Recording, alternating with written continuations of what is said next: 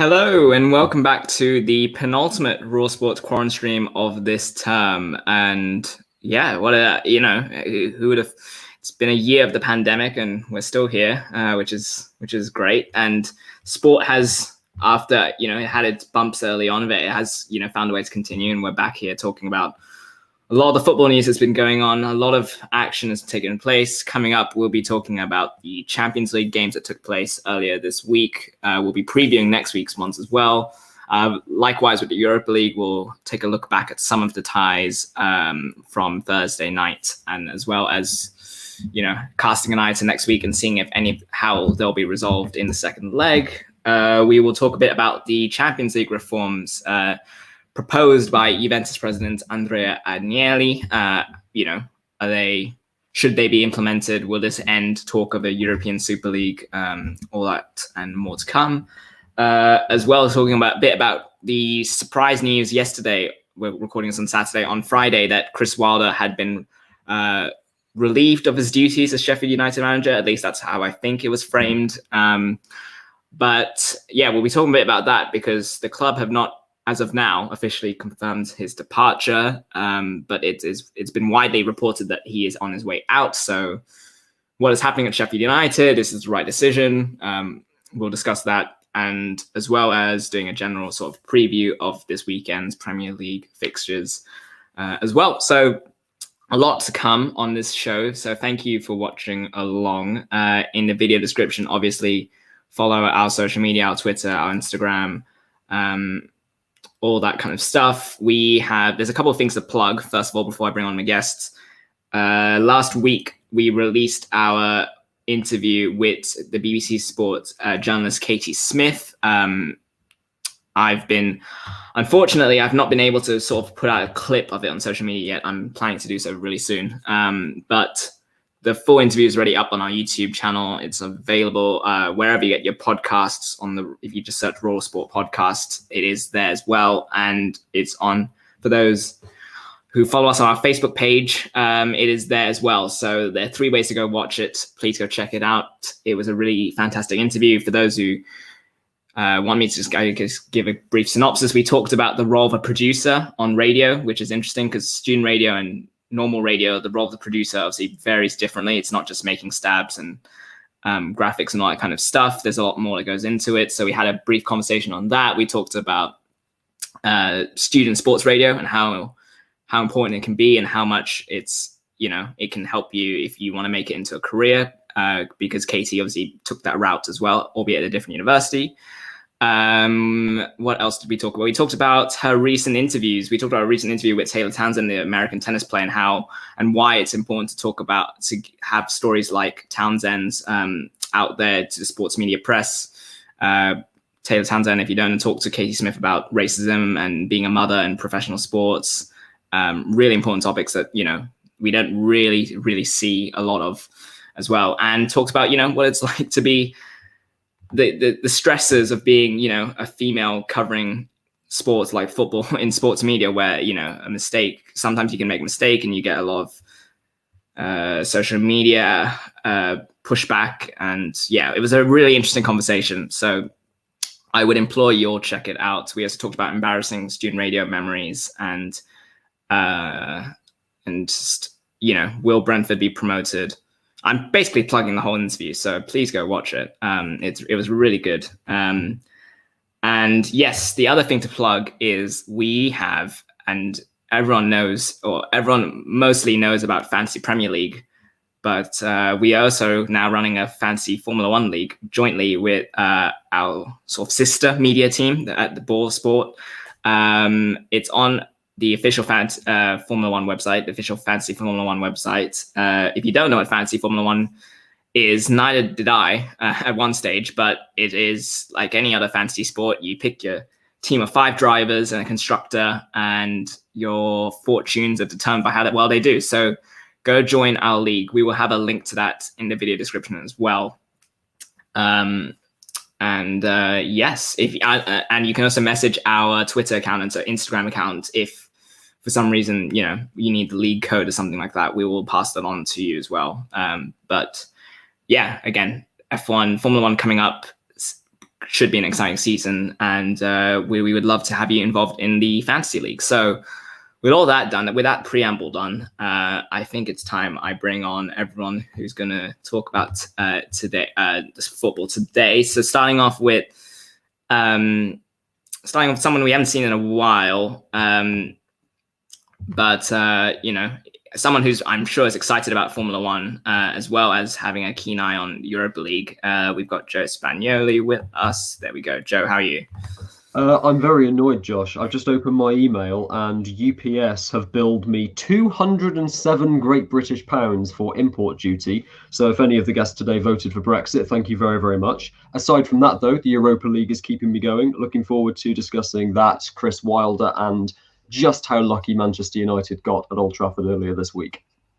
And just because we just plugged the fancy F1 league, do you mind telling the audience what your team name is? Well, my team name is Scuderia Spagnoli.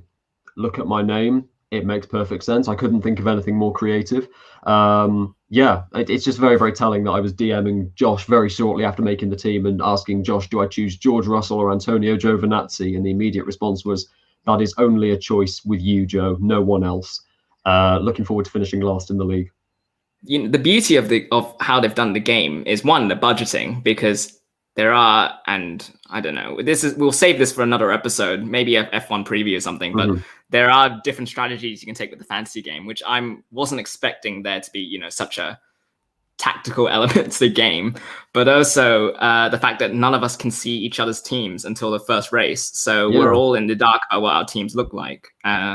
So that's exciting. And someone else who I know has also obviously has joined the league, Ball Sport editor, Luke James is here with us. Luke, how are you? I'm good. How are you both doing? Not too bad, thanks. You've also sort of picked your team, and I promise we won't go into talk. We will get to the football in just a sec, but did you have difficulties picking your team of drivers? Are you settled on your team of drivers, or are you still sort of editing that as you go along? What I'll say is I'm not offering advice to anyone listening to this because I've got no idea what I'm doing. I don't think any of us do, to be fair. No, I've got absolutely no idea. So currently I have Hamilton, Verstappen, Vettel, Schumacher, Russell, and AlphaTauri are my constructors. I don't know if that's good. I don't know if that's bad, but I just kind of picked Hamilton and then ran with it, essentially. It's that question, though, isn't it? Do you need Hamilton in your team or not? Because he's going to be a surefire hit, but then do you get a well-rounded team? That's the debate. That's sort of the tactical bit that Joe and I away from this has been talking about. So without revealing each other's teams, I guess, because I guess we're both very competitive. So we will wait and see. Someone who I know is very keen for the F1 season, but also has a bit of a moan about Wednesday. And no, it's not to do with the Champions League. It's Cam Hall. It's great to be back. Yeah, I've still got my team to do. I haven't actually had a look at it yet, but I'm trying to see if I can read anything from testing, but judging from what I've seen so far, I'm really no further forward on working out what I want to do with my team.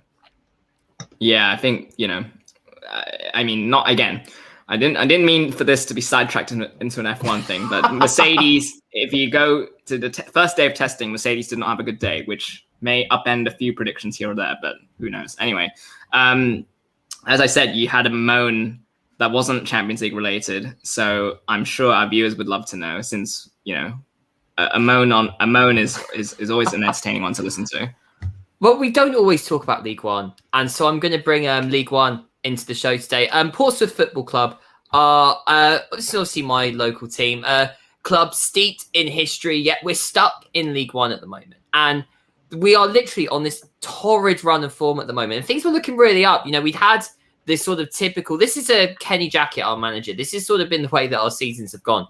We start really badly. We then go on this incredible run up until about January. We then get a bit bad in January, but then we pick it up to the end of the season and we get ourselves into the playoff where we completely bottle it in the semi-finals, which has just been the last 2 seasons now in League One. Now, this season, it seems we started to do the bottle job a little earlier than we normally do. I'm just going to give you some recent results. We were top of the league at Christmas. I'll just say that to start off with. We were top of the league.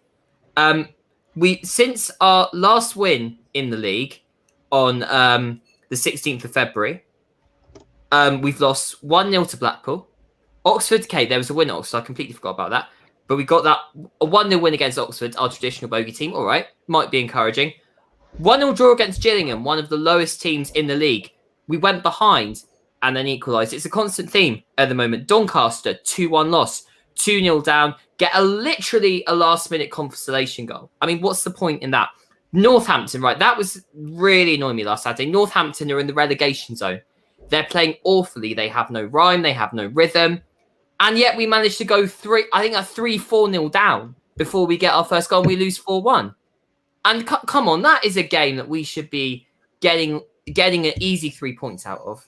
And then the game on Tuesday night at Fratton Park on Sky Sports, I was just watching the worst 90 minutes of football I'd ever seen from Portsmouth. We honestly, and it wasn't like the players didn't have any skills, because we know that they're good players, but the attitude was just so off. Literally none of them.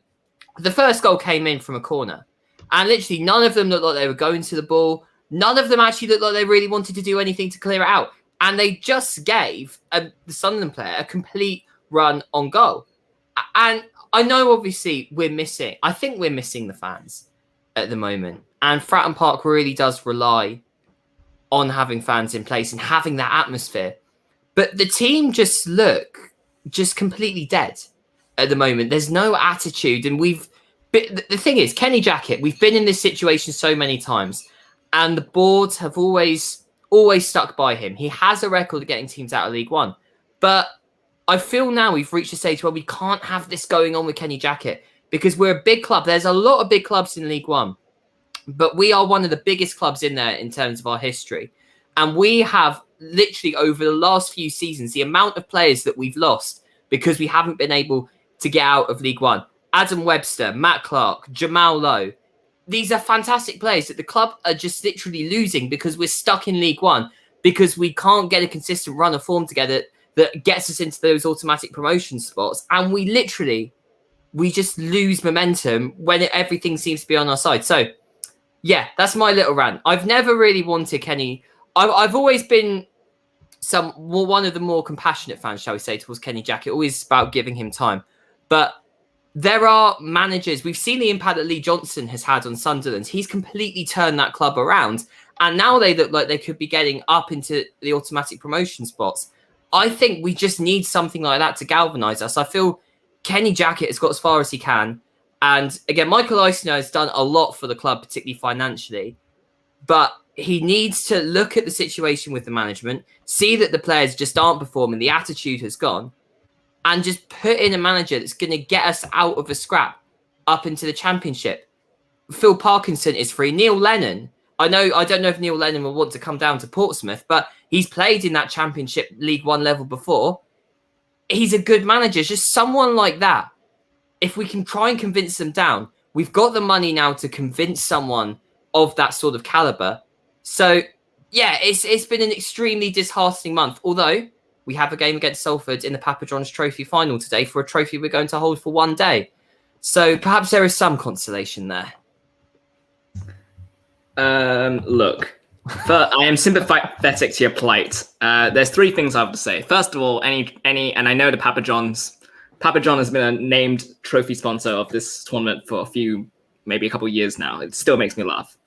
Second of all, I know YouTube channels are all the rage. We know Arsenal Fan TV's, obviously AFTV as they are now known as, has gone off.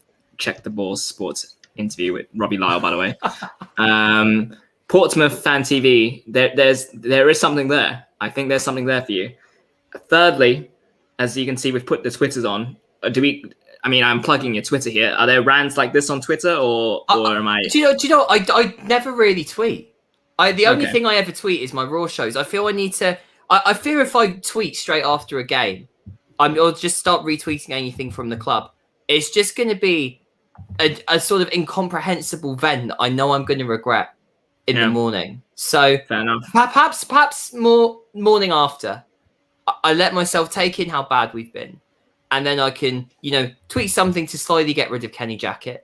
But at the same time, not do it so my account gets cancelled. That's the sort of thing I want to go for. Well, yeah. So for anyone who wants who wants Cam to produce Twitter content like that, maybe follow him and send him a DM or something like that. I should bring our debutant on finally because he's waited patiently. Our debutant on Raw Sports Show is Will Kingswood. Joins us for the first time. Will, how are you? I'm well. How are you? It's quite hard to follow from that Portsmouth run, but I'll give it my best. You know what? You'll get into the swing of it, rhythm-wise. We have, and I sort of we sort of discussed. We do have a United fan who comes on a few times, and he's not the most optimistic of United fans. So we sort of sometimes get things like this. I don't know where you are on the optimism, pessimism scale of Man United fan. Whether you think United are going to win the title, or whether you're like, how are we still in this running? But so. You know, there is a scale for every fan. I mean, it's hard to say at the moment because we're still second in the league, still in 2 cup competitions, but it does feel like something is still not progressing with our club, essentially, because every time we seem to be pushing forward, we draw with West Brom, we lose to Sheffield United, and we just seem to be taking 1 step forward for every 1 step back. Yeah, well. Try be a Liverpool fan. That's my answer. But anyway, speaking of Liverpool, we will get into the Champions League. And Cam, you talk about teams who are struggling without their fans at the moment. Let's talk about the team who can't win at home in Anfield, but can go to Budapest and score more goals at Budapest and win games in Budapest. Let's talk about the Liverpool Leipzig game that finished 2-0, 4-0 on aggregate. It finished Liverpool go through. Where should I start? I mean, Luke, this week we sort of discussed this last week. We talked about how, you know, both managers have their own secret sauce. They're sort of like their tactics. They'll stick to it. They won't really relent.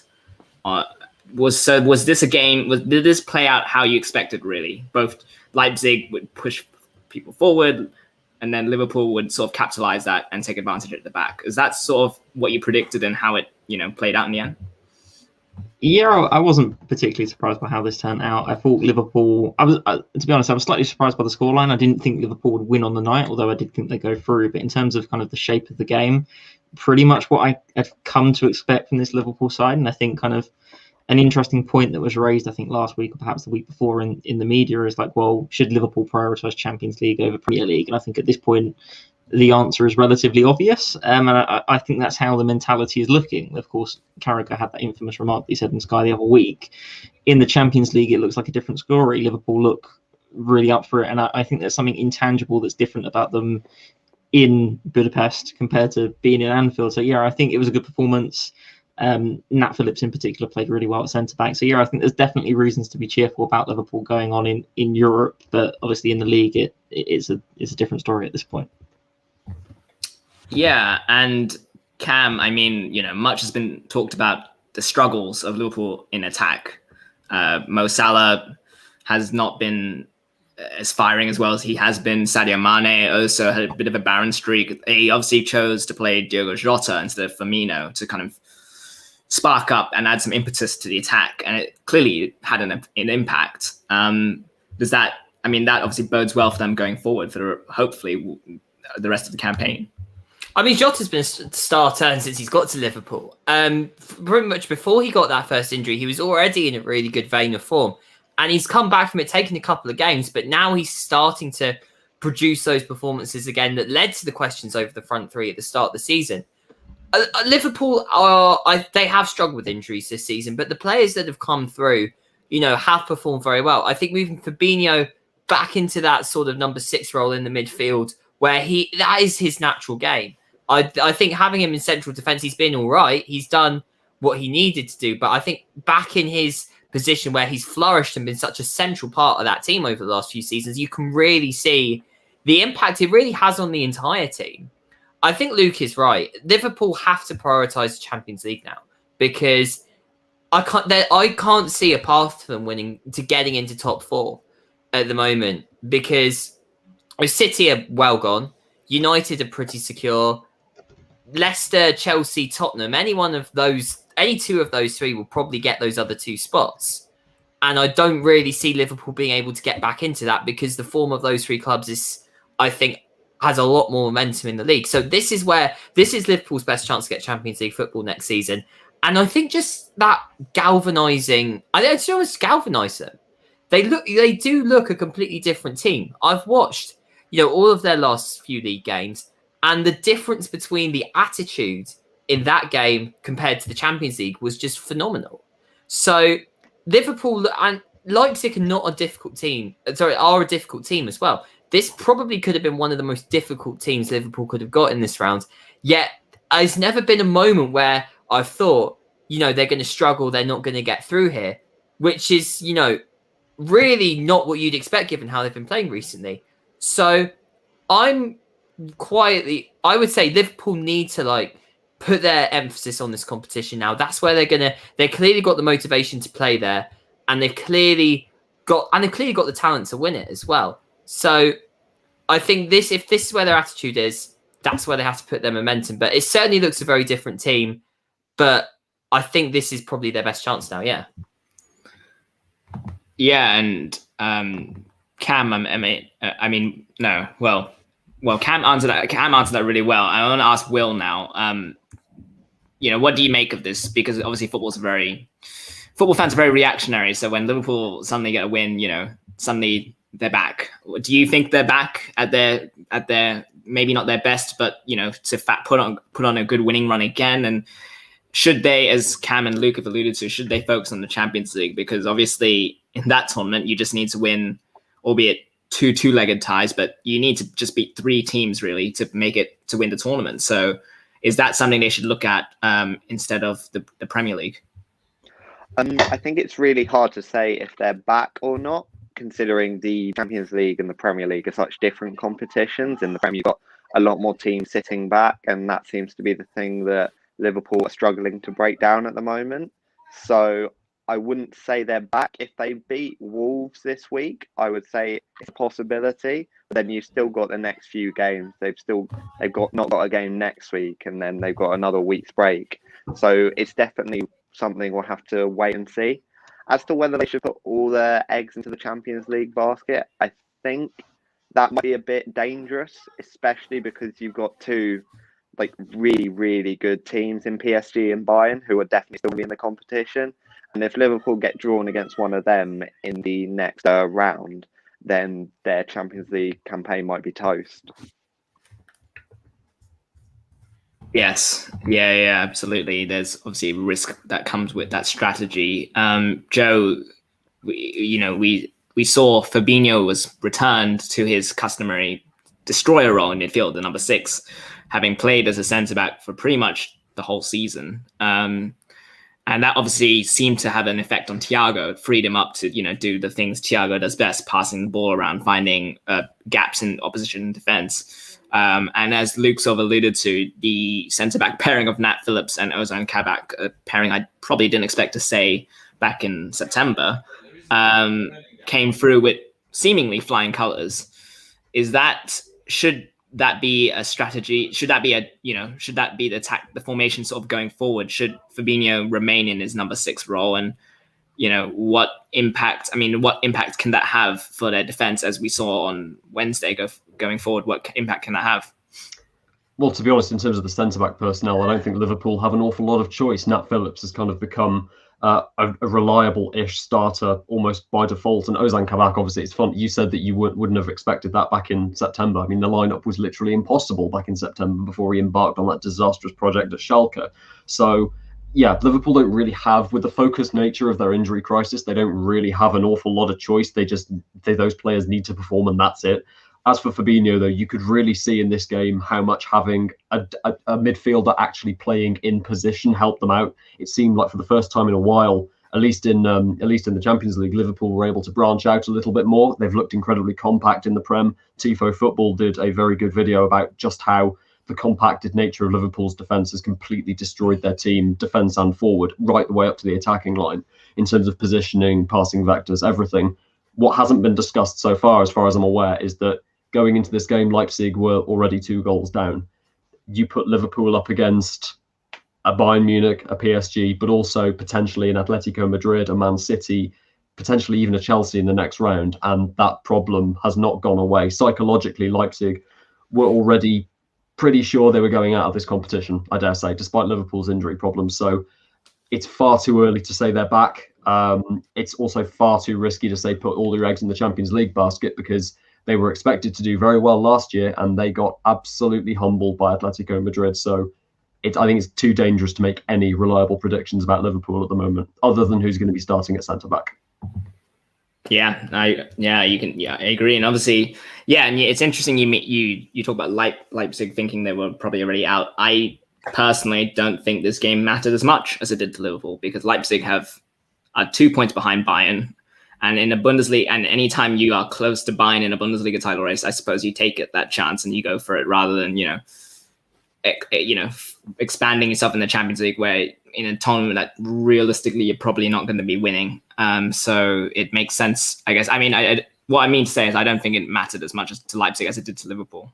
So we'll see what happens going forward.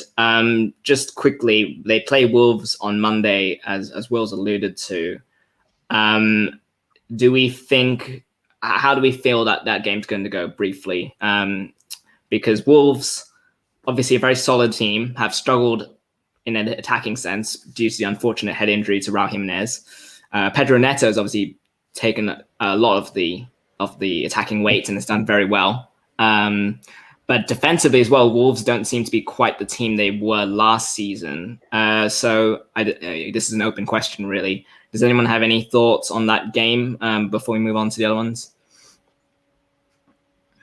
I think maybe just as really as you've emphasised, I think this is a big chance for Liverpool to kind of, I think, convert the form that they've had from the game against Leipzig, see if that has an effect on the league. I mean, they have been playing better away recently, and they have been able to grind out those results. And as you said, Wolves aren't the same force as they were the last 2 seasons. So almost I feel that Liverpool can even just get 1 goal in that game. Perhaps they'll just be able to grind Wolves out for the rest of it, which isn't the Liverpool you really imagine, but I think that's very much the reality they're in at the moment. I just wanted actually to say one last thing on the Champions League point about sort of putting your eggs into one basket. There is precedent for this in England when Chelsea won the Champions League in 2012 and Di Matteo took over the club at a time when Chelsea were really struggling in the league. They had this deficit from their round of 16 game, but he turned it round and really, I think, saw the need to emphasise Chelsea really putting their emphasis on the Champions League and on the FA Cup, and it worked. So, and now obviously it's not something that's going to be potentially easy to replicate, and it's a very different situation. Di Matteo was a new manager in the club at that time. Jurgen Klopp's been at Liverpool for 5 years now, but there's precedent for that to be done. So, but certainly Liverpool still need to try and get results in the league in case it's some sort of a fail-safe. I think if they can't get Champions League, they still need to be in at least a spot for Europa League qualification. And I think getting a result on Monday night, which I think is vital for them, is one that they can do. But it's going to be vital for them if they're going to get themselves at least any form of European football next season. Yeah, and there's a lot of talk about the squad needing investment and whether the front three or one of them at least need to be moved on or something along those lines. Well, they need European football to, compete for the targets that they want, obviously. It's a strategy that it'll be an interesting one to see what they sort of weigh up and what Jurgen Klopp and Michael Edwards and that team sort of go with in the end. So Wolves, Liverpool on Monday. I feel maybe I'm speaking for everyone, but we sort of expect Liverpool to come away with a win unless anyone disagrees. Joe, okay, cool. No, you think Wolves might get something? No. I mean, Wolves look fundamentally incomplete. Fabio Silva is being used completely wrong. Right back's been a mess all season after losing Matt Doherty. I think this is going to be one of Liverpool's easiest games in the next few weeks, or at least it should be. That Matt Doherty move, you mentioned it, has not benefited. I wouldn't say that it benefited everyone by any stretch. The player, his new club, and his old club. It's one of those rare ones where it doesn't really work for anyone. But anyway, I digress. We'll talk about, there was obviously the other German team this week in action in midweek.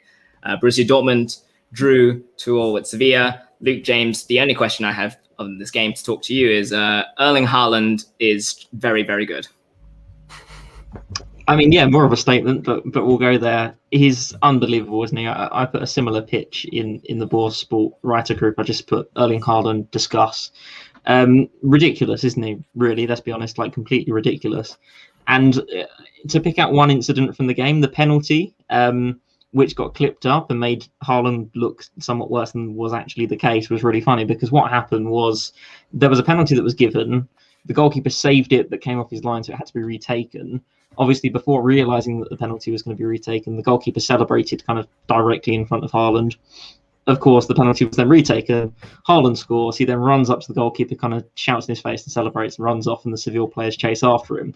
So this is a player who really has that kind of Ibrahimovic vibe about him a little bit, and I think it's really exciting to see what comes next for him, whether it's another season at Borussia Dortmund or wherever it might be. I think he's a really, really exciting player, and just an absolutely ridiculous goal scoring record, whether that be back in the Austrian Bundesliga with Red Bull Salzburg, or now in kind of the German Bundesliga with Borussia Dortmund, of course. So yeah, it's just there's not really much to say, because he is just on an absolutely ridiculous goal scoring streak, and it'll be really interesting to see kind of what happens in the future. And I think this is a player who, if Norway A, qualify, and B, decide to go to the 2022 World Cup, he'll be one of the contenders for the Golden Boot, even though he's playing on kind of a weaker team, because he just scores goals at an unprecedented rate. And even kind of if you compare him to Robert Lewandowski when he first entered the Bundesliga, he's like far and away outscoring his tally. So yeah, it's going to be an interesting one. My final point I'll say before I hand back is Bleacher Report made a cartoon graphic thing where it had kind of, and it's a passing of the torch, and it had Haaland previously watching Messi as a kid, or Ronaldo, and then it had Messi and Ronaldo watching Haaland. And it made me laugh because, of course, Haaland's favourite player kind of growing up was Michu. And I have a sneaky suspicion that Haaland's probably going to go on to have a slightly better career. So yeah, I'll leave you with that thought. Yes, I am now. I'm like hardly looking for said graphic. But in the meantime, yes, I did throw a statement, but I should be correct. It wasn't really a question, but yes, Haaland has been terrific. A good result for Dortmund. Obviously, Jadon Sancho has been doing. He's since the turn of the year, calendar year, he's been excellent. Obviously, missing with injury, and Jude Bellingham is 17 and is doing remarkable things for them at the moment as well. Moving on to the other team that has a wonder kid, Kylian Mbappe's PSG, got the result they needed, a 1-1 draw at home to Barcelona. They will proceed into the next round. Will, I know you watched that game. I mean, after the first leg, it may have felt a bit like a dead rubber, but that Messi goal was sensational. I mean, Leo Messi just does it again. It just seems that if Barcelona are in a bit of a pickle, he tries and pulls them out of the situation. I think after the PSG scored the first goal, people were thinking, oh, that's a tie done, and then Messi goes and does that. And if he scores that penalty at the end of the first half, it could have been a very different game at the end.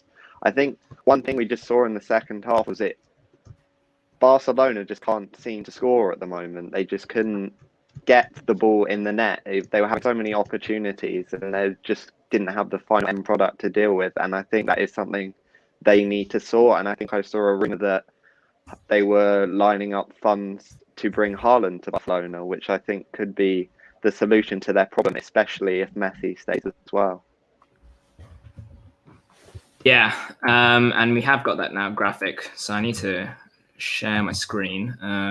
So bear with me 1 second, and I'm pretty sure tweets are fine, because I know we've been in trouble with sharing video footage of the Champions League. We've had UEFA send us a copyright claim. Thanks, UEFA.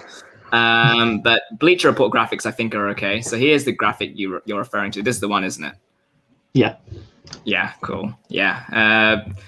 Yeah, we'll talk about a bit. We can incorporate the Juventus result into this sort of graphic as well. Juventus, despite getting 3-2 over Porto, they are out of the tournament. Porto making it through after extra time, of course. It's remarkable that we're talking about a Champions League that has the teams of Messi and Ronaldo both eliminated. It's weird to say out loud, and I'm sure it's weird to comprehend as well. Oh no, absolutely. I mean, Porto played fantastic in that game. I don't think you can have any doubts about that whatsoever, and they thoroughly deserved to go through. I almost think Juve, I don't know if there's a sort of an air of expectation that they'd be able to turn the tie around. And obviously they didn't in the end. I think, to be honest, I don't think many people expected Porto to win that game. Or not to win that game, it's obviously they lost the game, but win the tie. But I think it was a real dogged performance. I think really spoke to the spirit and the attitude. And I think it really shows how much that can go a long way, even if you're not winning a game necessarily, how much that can go towards getting these results in these two-legged ties.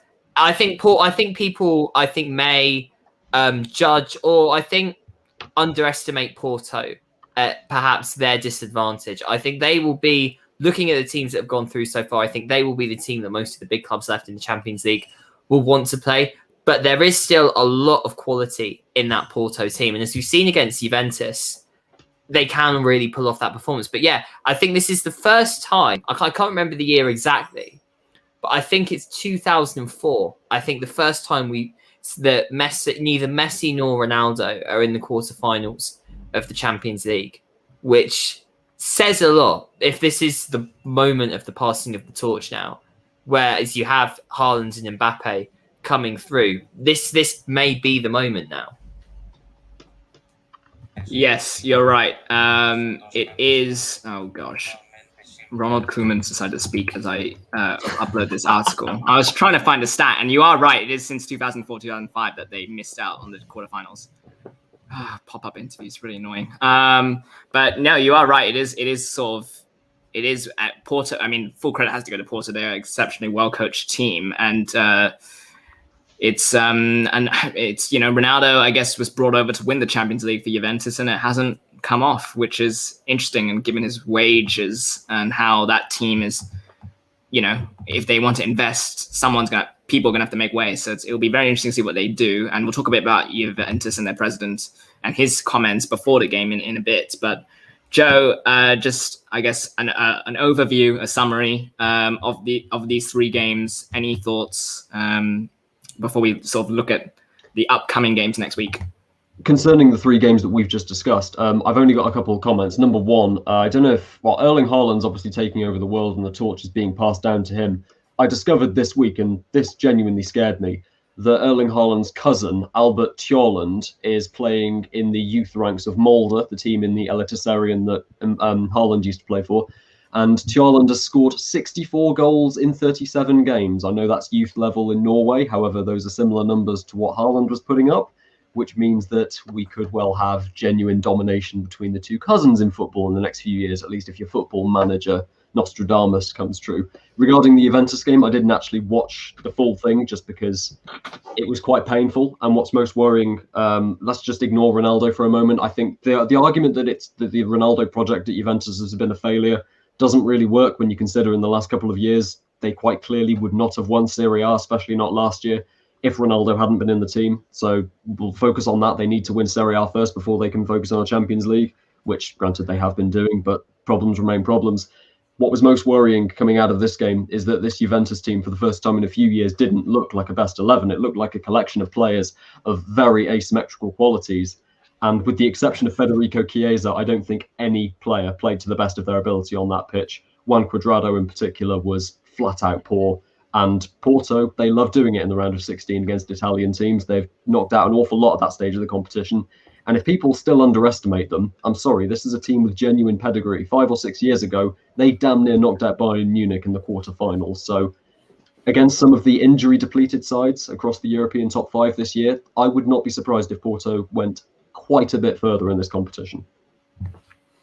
Yeah, I think Porto, with that win, I think it means Portugal are gaining on France in their coefficients in terms of the leagues. So could break the mold of that so-called European Big Five. And should be. I mean, it should be really interesting to see how it all plays out. As you said, Chiesa was terrific. I've always liked him, and he was terrific again on during this midweek. And we will see what happens. Obviously, Messi, just quickly on Messi, I'll just say that, obviously the Barcelona elections were held, the presidential elections were held. He won't come out and say it, but his preferred candidate, Joan Laporta, won. And there's some reports saying that might be enough to convince him to stay. So we'll see if, that is enough to keep him in Barcelona and away from Manchester City or PSG or whichever team he was sort of linked with. But we'll move on to just talk about the other games briefly. We'll talk about the English teams to start off with, and I guess the tie that's most evenly poised at the moment is Chelsea, Atletico Madrid.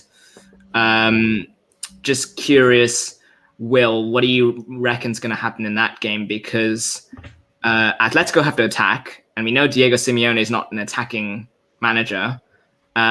So just, I mean, what are your thoughts on that tie?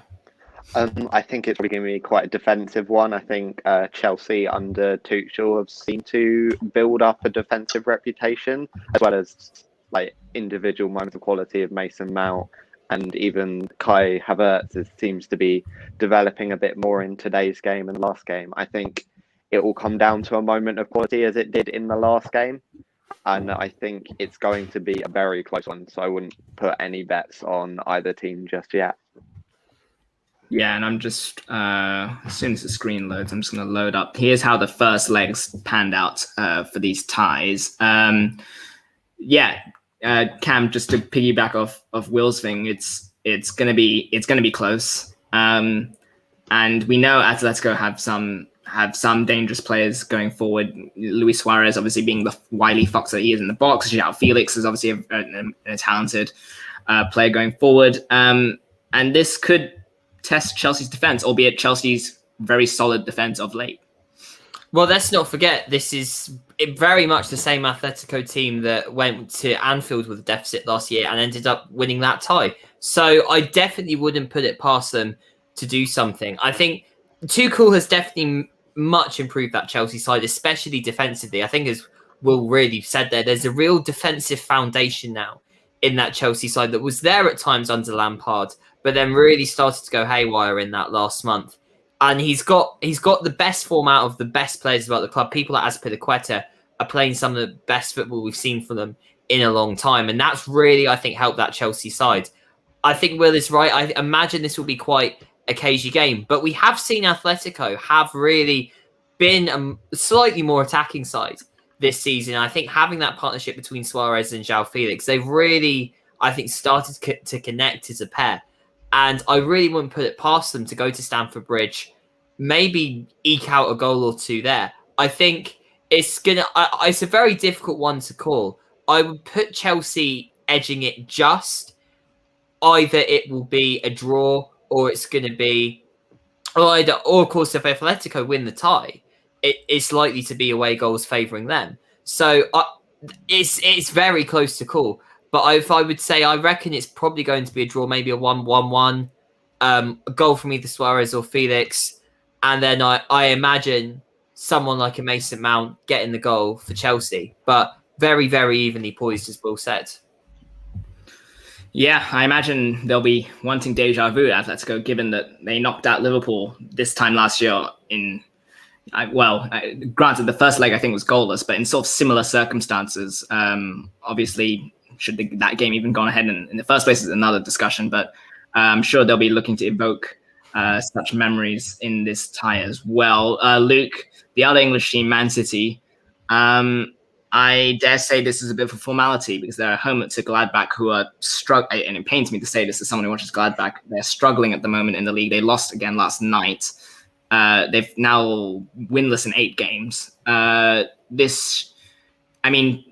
Guardiola will get to rotate his players in this game, and they'll probably, it will be a bit of a training pitch scenario for them because they should come away with this pretty easily, a win. Yeah, definitely. This is the best possible scenario that kind of Pep Guardiola could ask for, because City are in a situation now where they're very much in a comfortable position from the first leg.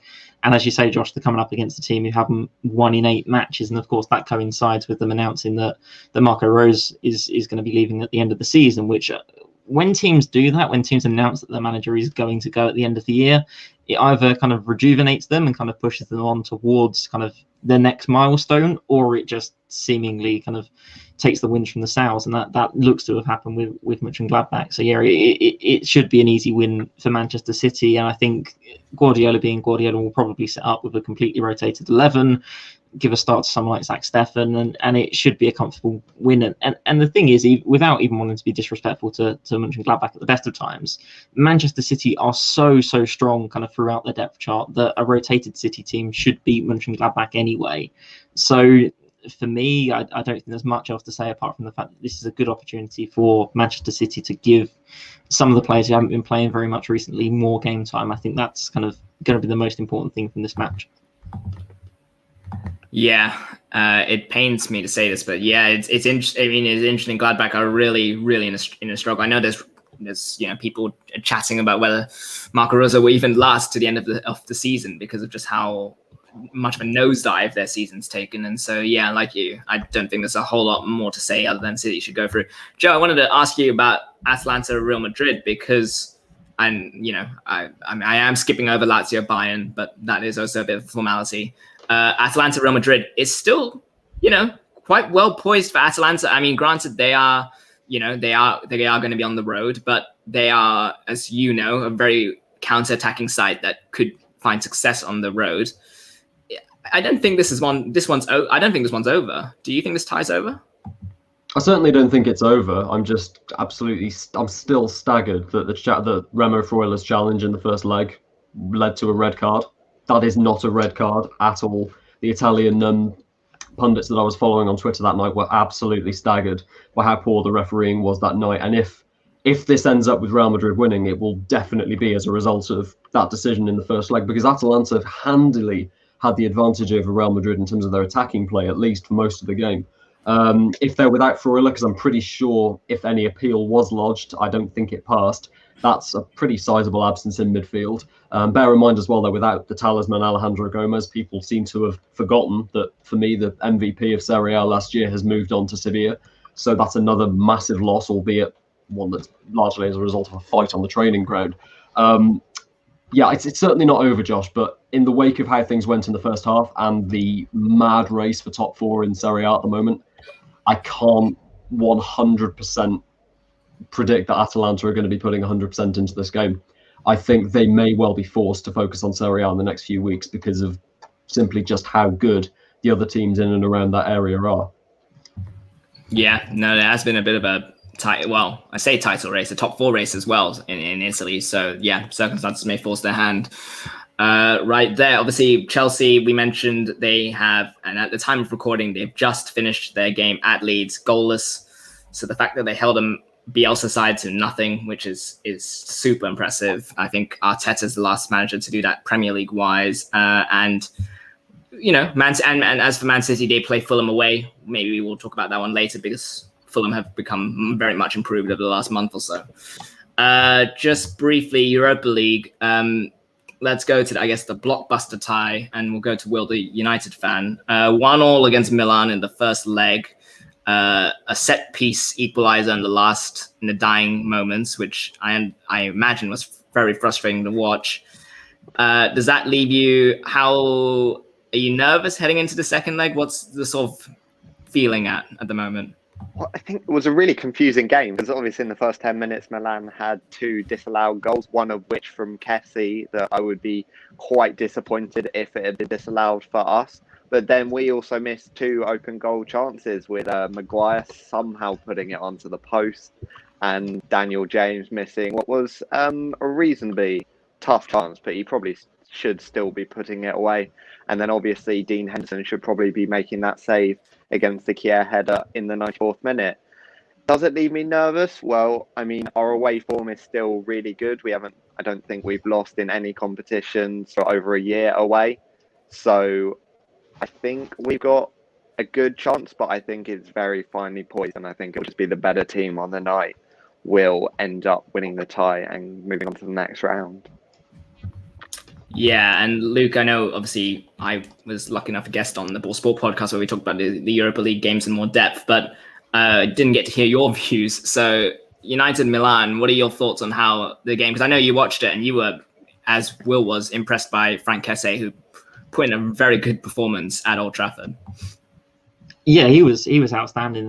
Kind of looking at his stats over the past 365 days compared to kind of players in the other kind of big 5 leagues in Europe, he's in the top 10% for pass completion, top kind of 15% for the number of blocks he makes as well. This is a player who's been exceptional over the past year and was really brilliant against Manchester United. He completely controlled the pace of the game, and he was everywhere as well. He was brilliant on both sides of the ball, so that's definitely someone to look out for in the second leg. Honestly, kind of watching from a neutral perspective, I looked at this and I thought, not a good performance from Manchester United at all. They were, in the first half, in my view, far too passive. There wasn't enough of them taking the game to AC Milan, and they definitely weren't kind of doing enough out of possession either. I think it was relatively comfortable for Milan, despite the fact it was a very obviously depleted squad that they had to put out. So yeah, for that reason, if I was a United fan, I'd be worried for the second leg, because United have lots of different things spinning at the moment, as do AC Milan, but having that home advantage kind of next Thursday evening, it's a huge opportunity for them. And I think it will be a big upset if United don't go through, because of course this is a team that dropped down into the Europa League from the Champions League, and of course that kind of makes you one of the favourites to progress on. And I think Ole Gunnar Solskjaer has tried to prioritise this a little bit. So yeah, I think first of all it was a really exciting game. Second, as you say, Kessié was fantastic. And third, it does leave it very much open into the second leg. I think an area of concern for United would be, will Milan now kind of target Dean Henderson from set pieces? Because there was some chat about the game after that, kind of about his performance in that regard. But yeah, it's definitely the game to watch kind of next Thursday. Yeah, and I saw Joe put his hand up. I'll pass it on to you, Joe, to talk about that game as well. But I'll also just add that obviously you are a Roma fan, and you had quite a tricky tie against Shakhtar Donetsk. We've talked, you and I have talked in the past about how Shakhtar are really a team primed for this type of competition, these two-legged ties, and they are deceptively very good going forward. So I guess, you are sort of the Italian football correspondent, so feel free to talk about both games. You'll be happy to know, as a Roma fan, I'm not actually going to bang on too much about that game. I certainly wasn't expecting it to be a 3-0. 3 different Italians on the score sheet as well. Lorenzo Pellegrini, Stefan El Shaarawy, and Gianluca Mancini. It's just a quick stat for you. That is the first time 3 different Italians have scored in an AS Roma game since 2010, a 3-2 victory over Bayern Munich. So I was very happy. However, to be honest, most of my attention coming out of that night wasn't on that game. It was on the Milan versus Manchester United fixture, where I was quite frankly staggered by how poor Manchester United were. Going into the game a couple of weeks ago on the Quaran-Stream, I was talking with yourself and Ben Parkinson, our other resident Man United fan, and I was going through the amount of absences that Milan had going into this game. Easily the most important player in their system, Ismail Benacer, who was team of the season easily at the beginning of the season, and he's since had an injury. Without him, the most important midfielder in that team is absent. Granted, Kessié came up, but if you look at the midfield that Milan put out, you got Brahim Diaz playing at attacking midfield, Rade Krunic out on the left, Alexis Salamakis, who granted can kind of play everywhere, but he's a rotation option, playing on the right. They're formation matching Manchester United, a team that was horribly depleted, and then they lose Zlatan Ibrahimovic, the guy who was unquestionably going to be the biggest danger against Manchester United, and then they lose who has been, for me, their best player this year, an argument for Serie A MVP, Theo Hernandez at left back. You compare that to a Man United team who, granted, rotated Luke Shaw for Alex Telles, not a massive loss in my opinion, and rotating out Lindelof for Eric Bailly, which, tactically speaking, makes an awful lot of sense. And then you look at the way that the game progressed. As Luke said, Man United were very passive in the first half. Milan had far more chances, and they also passed the ball much, much better than Man United did, which, when you consider how they've been performing in Serie A recently and how 2021 has kind of ended their post-lockdown rebirth, is really, really worrying. And then you compare the nature in which the 2 goals were scored.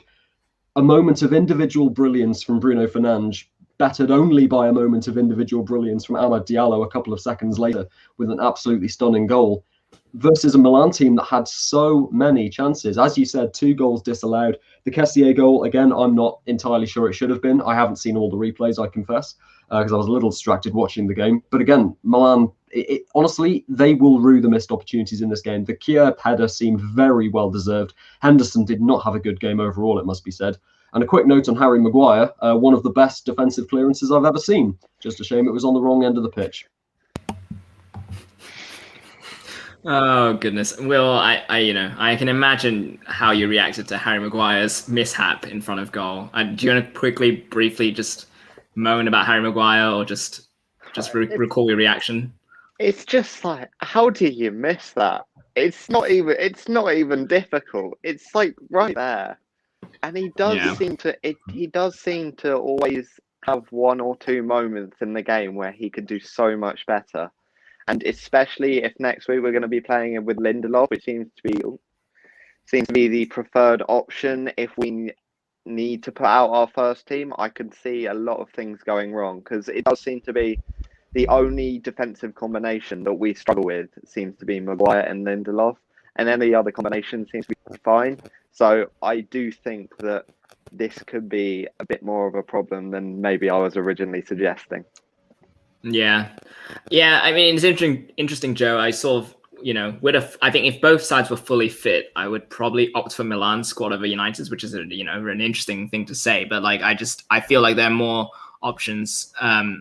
Do you have a response for that? Or? Yeah, it sounds crazy because Milan have been spending mad amount, not relative to the amount of Man United spending, but we'll ignore that. Milan have been spending, in terms of net spend, one of the most biggest infringements in Europe over the last 10 years. I think fourth only to the two Manchester teams and PSG, ironically. But yeah, now you mention it, I would go player for player. I would choose Milan over United, but I think it's got more to do with the overall balance of the team rather than the overall quality of players. I know Luke James has talked about this in the past, that Manchester United squad building over the last few years has been suspect at the best of times. And even at their best this year, they've been very reliant on star players. And again, they were in this game. Bruno Fernandes, moment of brilliance. They're just very lucky that Amad Diallo came on and basically righted all of the wrongs from Martial in the first half. He looks very good, Diallo. I am excited to see how he does. So we'll see how that tie progresses. I dare say that's the most evenly poised one at the moment. Arsenal got a 3-1 win at Olympiacos. I don't really want to talk about it until next week, unless Arsenal collapse and let Olympiacos come through, which we've seen before. So who knows, that might still happen.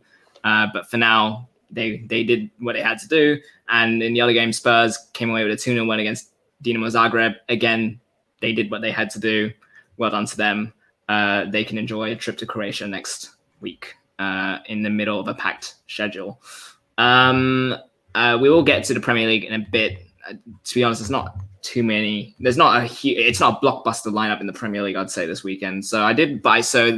Hence, I do want to talk a bit about Champions League reforms. There's a lot to unpack from Andrea Agnelli's comments, the chairman of the European Clubs Association, as well as the president of Juventus. So I'm going to just read out. We'll go bit by bit because there's a fair bit he said, but what he has suggested and what looks like may happen is that the Champions League will be expanded to 36 teams, so 12 more teams. Each club will play 10 group stage matches in a Swiss system that will see them ranked in a single league table. Agnelli believes this will end discussion about a breakaway Super League. He called it his ideal Champions League. He feels the Swiss system is beautiful. And he says he wants the domestic campaign to take up 2/3 of the season compared to the 1/3 going to international competition or continental competition, rather.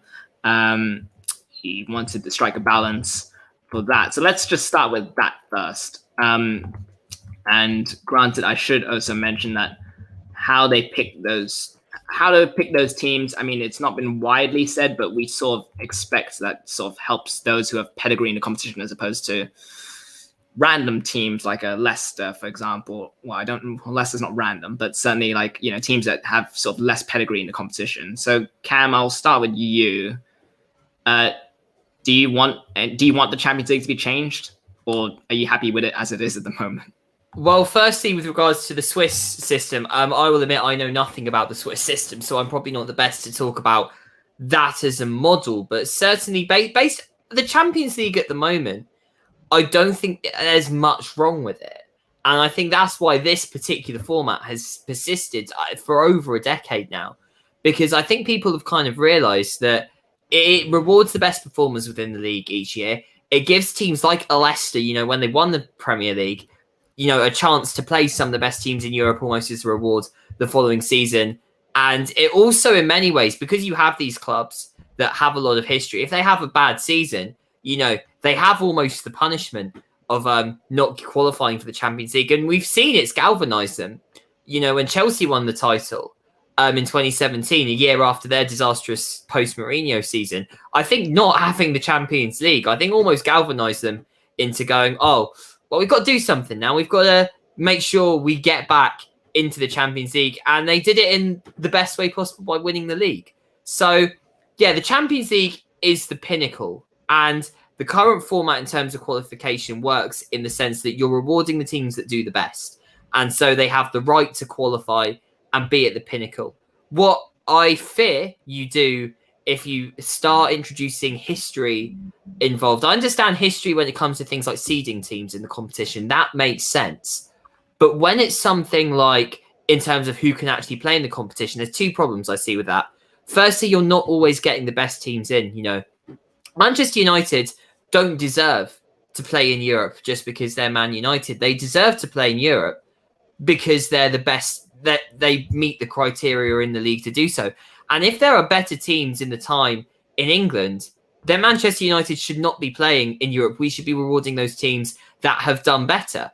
And then I think secondly as well, and this is a point I've said before, which is I think particular to English football, but I think something that really is a thing across Europe, is that real emphasis upon the community. That domestic football, I think people like Agnelli, I think tend to see football these days as this kind of global model with the big clubs, these big brands almost dominating everything. And then every little club just kind of exists to prop this up. But that's definitely not the case in England, especially. We have a history of football clubs emerging within communities. The football club is very much the center of your community. And by having this sort of system that it very much separates a select few football clubs for an elite sort of level within Europe, separates them from the rest of the English football community, that's going to be very damaging, not just, I think, to Europe, because I think there's less incentive for players and teams to go to these clubs steeped in history that may not be the big clubs with the big brands, but you know, there's still big teams like the Evertons, the West Hams, the Newcastles that have a very significant place in English football history and can attract big players. You won't have players going to those clubs if it means they can't get into European football. But it very much destroys that community feel that English football has, that it very much everything comes from the community. And I fear having that kind of a two-tier system, which I fear this would create, is just the worst thing possible for that system. Yeah, there were some things that addressed. I think Steve Parish, the Crystal Palace chairman, spoke out against these suggested reforms. I know the EFL also are not too happy with what is being suggested. Luke, I'll come to you next, and I'll sort of add on the comments Agnelli sort of made. I mean, you know, more teams in the Champions League presumably means more games, and certainly, and he also made it a point to stress that football has to attract younger viewers, that he's seeing this as a way to kind of find new audiences and sort of put, more games between the big teams supposedly will get, more people in. He sort of described maybe there could be a subscription model where people subscribe to the last 15 minutes of a specific game, sort of like in the NBA, you have something similar with the fourth quarter. Does this? What do you make of all this? Because there's more, and he did say a lot, and there will be more I sort of introduce into the conversation. But certainly, I don't know. I'm not particularly in favor in this, and I'm curious to know what you think. I don't really have particularly strong feelings on this, to be honest. I think the Champions League is fine as it is. I don't think there's a problem. It's a system that everyone understands and everyone's kind of used to, and it does, as has already been said, like, it does make sense. I'll make a couple of points. The first one is that lots of so you mentioned the Crystal Palace chairman as an example. Lots of people who are complaining about this because it would potentially see the Premier League reduce in size. We shouldn't frame this as kind of one side being about kind of protecting the beautiful game as we know it, and the other side being about self-interest and having kind of this closed European Super League. Because the likes of Crystal Palace are simply self-interested in that they want the Premier League to be 20 teams, so they stay in it. I think it's that simple. So no, I wouldn't frame it in that way. What I will say about the Swiss system, where kind of all 36 teams are put into one league table and then you play 10 teams from that pool of 36, is that what we see a lot in football at the moment, especially on social media, which I appreciate is a bubble in itself, but what you see a lot when people talk about football at the minute is this quote unquote culture war about things like XG. And if people aren't able to kind of rack their heads around kind of expected goals and expected assists and this kind of thing, I absolutely dread to think what the reaction would be if you told someone that Champions League is going to see teams play 10 teams and it's going to be kind of based on having some kind of equal fixture strength. Because people will never accept that. People will never say that it's a kind of integrity of the competition if you're playing different teams. So I think having that kind of system would completely backfire and would turn people off of the competition because people just won't get it. People won't like it. So yeah, that's what I have to say on the Swiss system. In terms of more teams, the point that was previously made, I think there's two different ideas. So one of them is to have kind of your historic clubs in, and I think there's going to be a little bit of that kind of in whatever happens next. I think coefficient will play a bigger role. There was also a proposal that would see teams from kind of the leagues that are like 5th, 6th, 7th, 8th, so the likes of kind of the Netherlands, Portugal, Russia, Belgium, so on and so forth. They would get an automatic spot if they win the league title. I like that. I think that if you win a league title in a country like that, you should be rewarded with a place in the Champions League because you are the champions of your domestic competition. I think that's just right. And I think if we want to have a truly European competition, we should be seeing teams from across the continent and not just kind of 6 teams from England, 6 teams from France, so on and so forth. I don't think that's the way you kind of attract more people to the competition. Finally, to respond to the point you just raised from the Juventus chairman, I think it's ridiculous to suggest that football has an issue with attracting a young audience. I think, especially in Europe, if we're talking about Europe, it's just absolutely obscene to suggest that young people aren't interested and aren't watching football because it's kind of the dominant sports in lots of countries around Europe and around the world. If you wanted to attract more kind of people in North America, for example, then I could see the argument. But no, I don't think any change that you make to the Champions League format is going to have a discernible impact on the number of people watching it and kind of the number of people who then go on to play the sport. I think that's kind of a little bit of a moot point.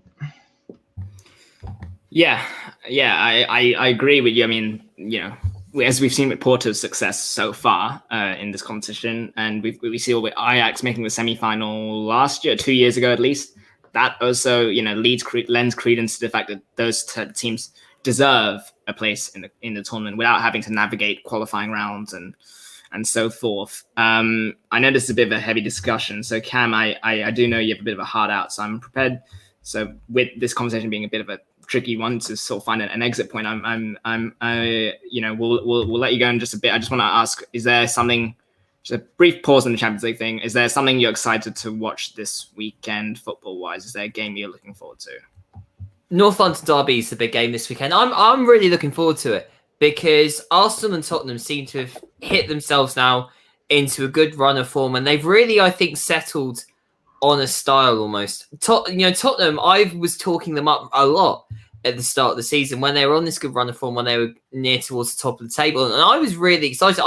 I was one of those fans who I would admit thought Tottenham probably could have won the league this season, but their sort of collapse over the last few months has been a real concern, and they looked a completely different team. But I think getting Gareth Bale and getting Dele Alli back into form as well, even though Dele Alli isn't necessarily starting every game, but certainly getting Gareth Bale back, I feel now we're starting to see what Mourinho was wanting to get from the players that he brought in and what he wanted to impose at Tottenham now. And it's a team that is playing well. I've been really impressed with Tottenham over the last few months because they've been seeing out games and getting wins that they wouldn't have got even a month or two ago. And as a team, people talking about Son and Kane really carrying that team at the start of the season. But now we're starting to see players like Gareth Bale starting to chip in more. I think this isn't a team that's just about Son and Kane. It's got a lot of players now able to chip in and contribute. And I think this is if Tottenham have been playing like this for more of the season, they definitely be up in that top 4 fight. They could potentially be near a Man City, which is, would be very difficult given how City have been playing recently, but it's not out of the question. And then, of course, this Arsenal side, again, I've really been talking up Arsenal under Arteta. They have a really solid foundation. that I think Arteta was really getting in since day one. And yes, there was a bit of a wobble mid-season, and there was that time where it didn't look like Arteta's job was safe. But the way he's brought in those youth players, Tifo Football did a fantastic video about the way that Arsenal have integrated Odegaard, Smith Rowe and Saka, and how these three players have given Arsenal a lot more width. It's given them a lot more of an ability to press, and it's also helped them be more solid at the back as well. And it means that they're really starting to be able to put pressure on going forward, and they're just a much more fluid team that's able to make those passes in the final third.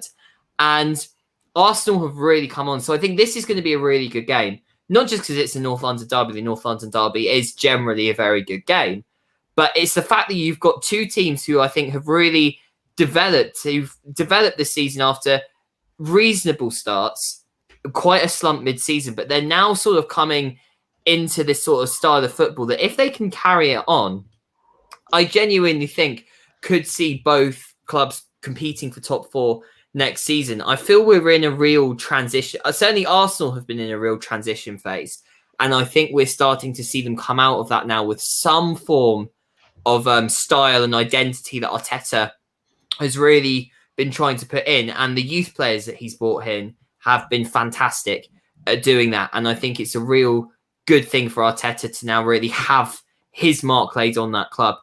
Mourinho, we don't know about whether he'll still be at the club next season. There's still questions there. Someone like a Julian Nagelsmann has always been linked with Tottenham. But if Tottenham continue to play like this, I think there is a real case for Mourinho to have that chance next season if he can win the Europa League and get Champions League as well this season. But I think certainly a chance for this Tottenham side to get back to the sort of strength that it was under Pochettino. So this is going to be a great game, not just, as I said, to the North London derby, but to really see how both these clubs approach the game, the sort of styles they play. Mourinho may just choose to park the bus for the entire game like he tends to do in these sorts of fixtures. But I think there is a real style about these two clubs now, which is really good to see, and good to see them getting back into form, because they are two clubs that you'd expect to see at the top of English football. They are two clubs that have some fantastic players that on their day are very difficult to stop. So I think this is going to be a very good game. And quickly on the score prediction, I suppose, I'm going to go 2-2. Nothing to separate them, I think. There we go. I mean, both teams coming off a Europa League game, and we will see how long it goes. Cam, thank you so much for popping on. Thanks very much for having me. Yeah, of course. People can. We showed your Twitter account on the banner earlier, so people can obviously pause the video and find that. And we will see you. We'll see you in a bit then. Yeah, looking forward to next time. Right, that was Cam Hall. And apologies structurally. I know this will now resume the Champions League debate, and we will get to the North London derby in just a sec. But I did want to let Cam talk about something he was excited to watch at the end of this weekend. So apologies to those watching, listening, who structurally this comes across as a bit jumbled. But anyway, well, we're student radio. Go, if you want a professional, just go listen to TalkSport or something. But anyway, go listen. Yeah, that's right. I said it. Professional and TalkSport should not be in the same postcode, let alone sentence. I don't know who's listening, Joe. I don't know who's listening. But all I know, the TalkSport bosses are listening. So just covering my bases here. Or BBC 5 Live. Fine. There we go. Another one. What was I going to say? Now I've lost my train of thought. No, I have got it. There was one thing that Agnelli said, so almost as an afterthought, but I felt like should be a headline, in that that the clubs, European clubs, had apparently, and they don't represent all European clubs by any means, but the association had discussed changing the transfer systems that Champions League clubs could no longer buy from or sell to each other, and instead trading only with lower ranked clubs. Now, I don't know what ranking system would be implemented. I don't think that's been clear, but Will, let's just talk about hypothetical terms. So say, Manchester United were no longer able to buy from the likes of Barcelona, Bayern Munich, big teams, and instead, had to rely on either other teams in the Premier League, say, sorry, Luke, for using this, but say like a West Ham or say like a Bournemouth or something like that, were restricted to transfers with just those teams and maybe a few smaller teams abroad. That would be frustrating, wouldn't it? Yeah, definitely, because I sort of understand the point of it. So you'd have to have a much better scouting network, and you'd be looking for cheaper players from lower league team or lower like ranked teams in a way. But then that's sort of really unfair on the lower teams, because how are they meant to build if they're essentially just customer teams for larger teams who will be able to always take their players? And then, like, there's always a fun part of football when a big player goes from one big team to another. So you wouldn't have seen Neymar being able to go from Barca to PSG. I mean, Mbappe probably would have been able to still go, but that would have been unfair on Monaco, because even Monaco back then were quite a good side. I just think if it ain't broke, don't fix it. And the system we have at the moment, while not great, isn't fundamentally broken. So what is the point in banning big teams from signing players from one another? Yeah, I was part of a sort of a publicish discussion about this in the midweek, and sort of my point was that this then becomes like the NBA, in that free agency then becomes a huge thing. If free agency is the only way for players to move clubs, sort of like David Alaba at the moment, where he has the pick of Europe pretty much chasing him, and I guess players would hold out for shorter length contracts, to put pressure on the team and then say, I'm out. Like LeBron James at Cleveland Cavaliers before he went to the Lakers, he basically just did 2-year extensions and said, I'm out, and then walked, and there was nothing they could do about it. And obviously clubs can't do much about contracts and stuff. Luke, I know you had a point about this whole suggested transfer system. Just take it away, really. This is the stupidest idea ever. It's just ridiculous. What I think there's a really important to make about this as well. I don't quite understand how this would be legal, kind of especially within kind of the framework of the European Union and kind of freedom of movement and labour laws. I just don't understand how you could possibly stop somebody because they work for organisation A move to organisation B. That doesn't. I just don't see how that could possibly come into effect. So yeah, I think it's a ridiculous idea. I think in terms of it actually being implemented, there's no possible way that it could happen. And I don't think it helps. I don't understand who this is meant to help, because if it's meant to help smaller clubs, then basically all that's going to happen is that kind of the best small club there is, whether that's someone like a Leicester, are then just going to have all of their players stolen from them by bigger teams, and they'll be powerless to that. Or it will be a situation where clubs just can't really sign people. It's just a terrible idea in general. So no, I don't understand the logic behind this one. And I also don't believe it could ever be practically possible, especially within kind of a political organisation that prioritises freedom of movement between kind of countries and people and labour. So no, I just think it's a farcical idea, really. Yeah, and actually, I know you have an interest in watching sort of the Red Bull network of clubs, Leipzig, Salzburg, and Red Bulls. In my mind, this would be interesting for models like that in the City Football Group, who you and I have discussed in previous shows. If, say, Leipzig and Salzburg, okay, they may be considered top-ranking clubs and maybe they can't buy from each other, but suddenly movement from the Red Bulls to one of those clubs surely would be considered legitimate. And so you'd see an increase in that, really, or clubs using their feeder clubs, per se, to, have basically accumulate talent and then send them off. And, someone like Man City could exploit that if, say, they just stockpiled their talent at New York or Melbourne or wherever they go. Did you want to respond to that? Yeah, on that point as well, is that there's been more of that kind of happening over recent days. So the company who own kind of Barnsley and a couple of teams in France and Belgium have just purchased a team in Denmark as well. So I think we're seeing a trend towards this kind of football imperialism where you own multiple teams and you kind of move them around the clubs as you see fit. But in terms of a European system of that kind of mandated by the governing body, I just don't think it's possible. As ever, with big things like this, I leave it to Joe Spagnoli for the final word. You've heard a lot of the proposed reforms. You've had time to formulate an answer. There was a lot that we had to unpack, and so we did it slowly in chunks, because obviously there's a lot that was sort of revealed.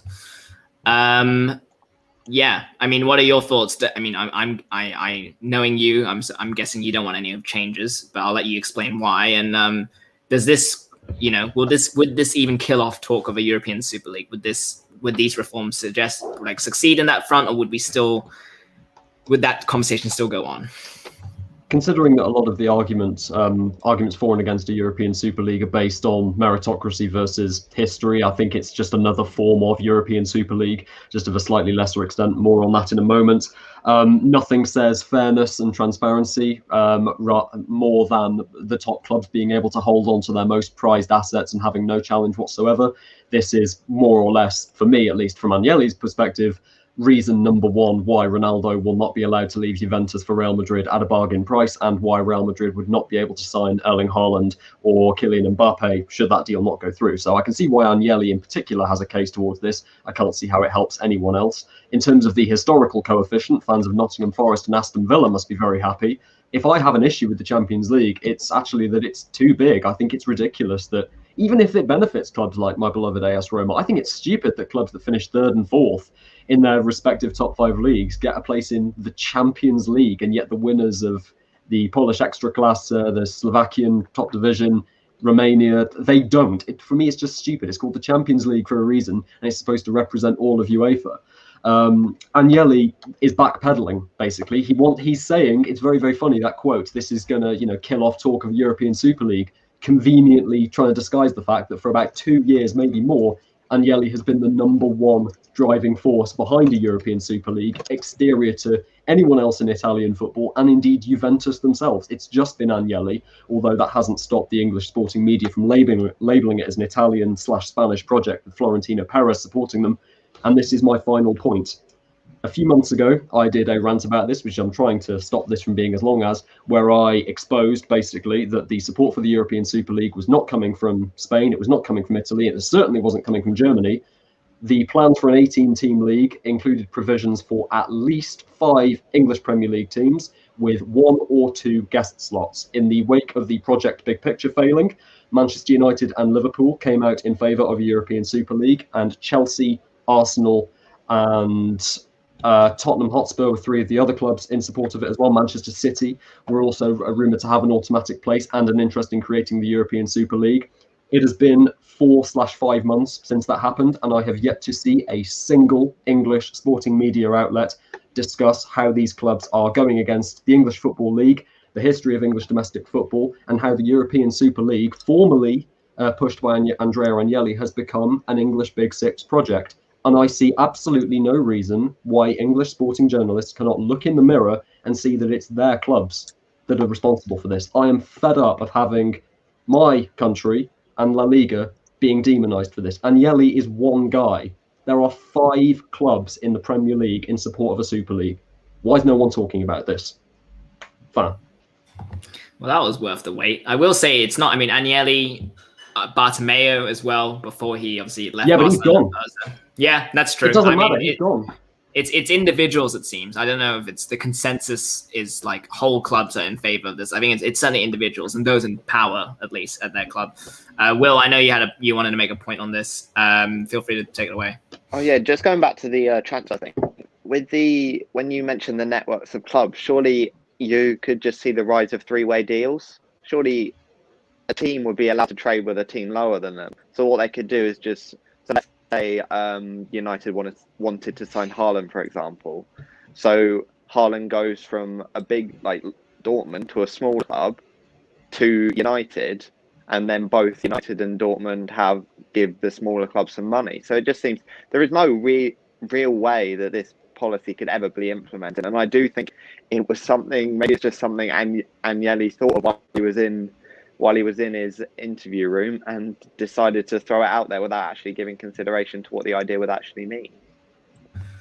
Yeah, no, you do raise a good point that stuff could happen. I think, overall, I sort of look at this and say, if all of this was to happen, if there was an expanded Champions League, and if this transfer thing all came about, you're essentially bringing in more teams in the Champions League who would then be exploited for their best players, and essentially would just turn up to European games without their best players and sort of just a punching bag for these bigger teams. And I don't think any of us want to see that because, look at clubs like Atalanta. Obviously, recent times have, become a bit of a darling because of how they've been able to, get all this talent in. And the style of play, and those sort of moments. I mean, talk about things like the FA Cup and all that stuff. The underdog kind of rising up to take on the big guns. I think, there's it's complicated. I don't think this discussion's going away anytime soon. And from everyone's point of view, I sort of assume everyone's not really in favor of this. But I'll end it on this. Do we still think Champions League will be reformed in some sort of way, in the near future? So Luke, you're nodding your head. I'm guessing you think it will be at some point.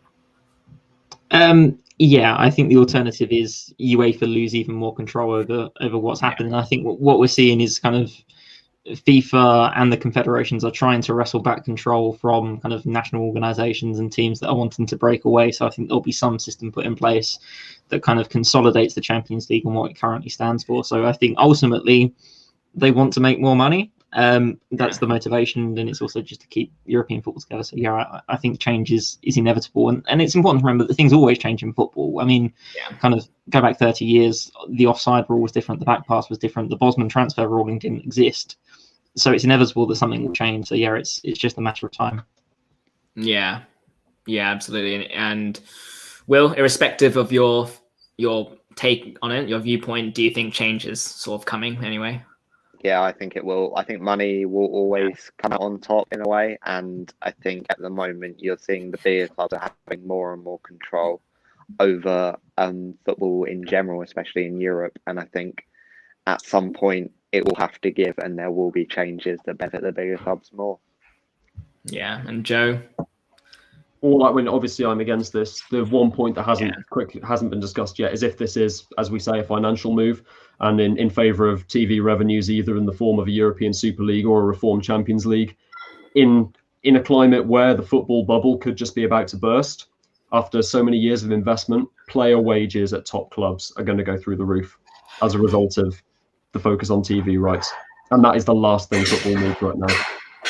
Yeah, and I mean, you're seeing it in France. Broadcasters are now struggling to find the funds to pay for football, and it will impact clubs. And so, just an interesting discussion about a lot of things that sort of they're discussed now, but down the line could have major implications for how the sports landscape looks. So we will come to the Premier League now. Cam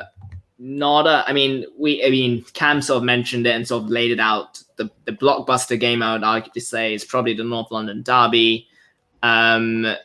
Joe, we didn't have you on. We haven't had you on in a bit. So obviously, since you've been on, obviously Tottenham have resurged with Gareth Bale, who looks pretty good at this time. Like, he's probably the best he can be at the moment.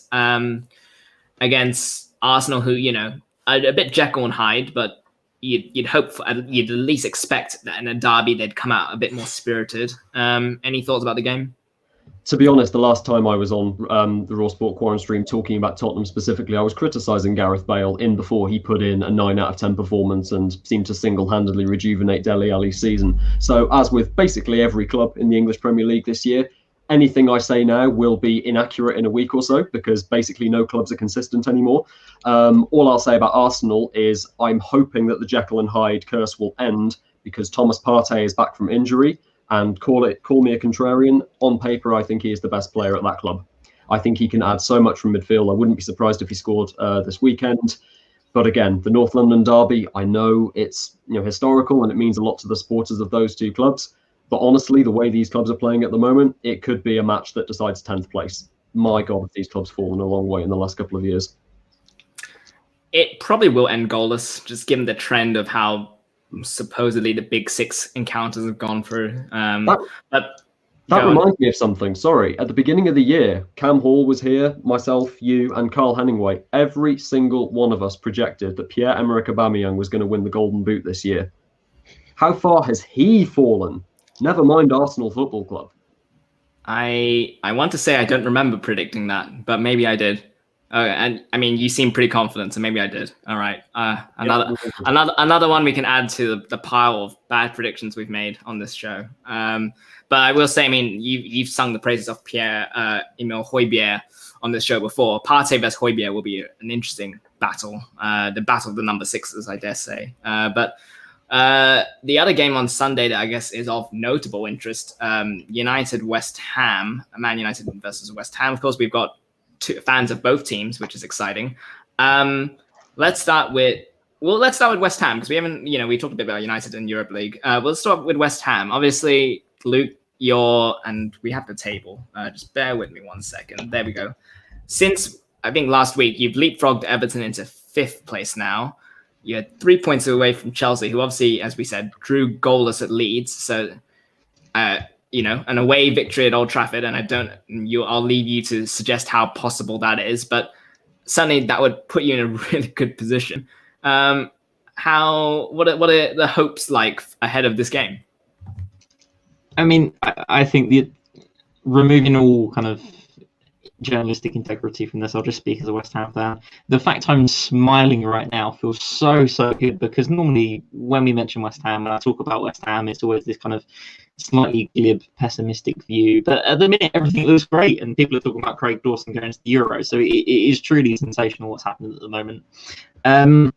This game, so at the minute, as it says on the bottom of the screen now, West Ham currently on 48 points, Manchester United on 54. West Ham just 3 points behind Chelsea in 4th with 2 games in hand. So even if West Ham lose this game tomorrow, it's fine, because West Ham wouldn't have lost substantial ground on the team ahead of them. It wouldn't be a huge concern.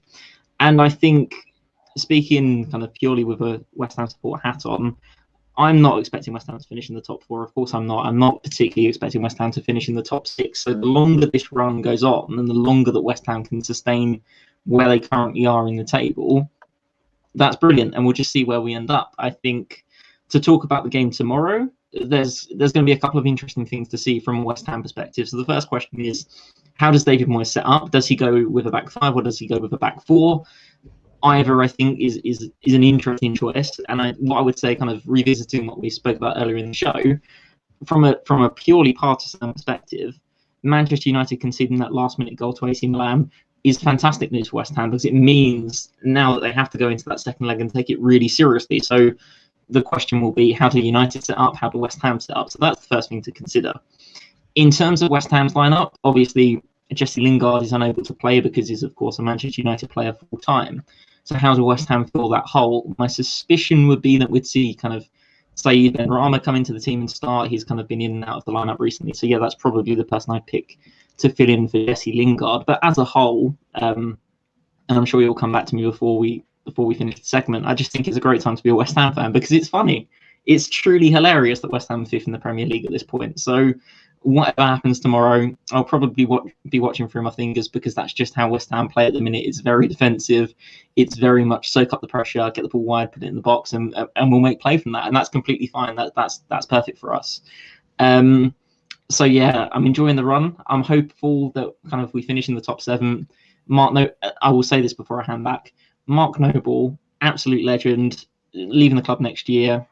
So that's basically the reason why I want us to finish in the European places, so Mark Noble can go and have an away day at somewhere in Europe, and it'll be lovely. So yeah, fingers crossed for Mark Noble, fingers crossed for West Ham. I'm not that hopeful, but we'll see how we go. A couple of points I have in response to that. First of all, I don't know if we mentioned this on the show earlier, but I predicted West Ham would be in and about the candidates to go down. So what do I know about football, first of all? And secondly, the fact that Mark Noble's announced his retirement for obviously the end of next season, I now, in a sort of Michael Jordan-esque Chicago Bulls Last Dance style, want a West Ham Mark Noble documentary, a 7-part series of Noble in his final season, is with the same quality that ESPN gave the Chicago Bulls. Is that too much to ask, or? I mean, Mark Noble is truly, this sounds ridiculous to say again because we're talking about a West Ham player, but Mark Noble is truly a legendary figure at the club. Yeah. And I think the important thing to remember is that he, alongside Lionel Messi, are the 2 longest serving players at a club in the top 5 leagues. So what he has achieved is nothing short of incredible. And the fact that he's been kind of, until this season, of course, because he's kind of in his mid-30s at this point, he's been a constant figure under managers as different as kind of Gianfranco Zola, Alan Kirbishley, Alan Pardew, Sam Allardyce, Slaven Bilic.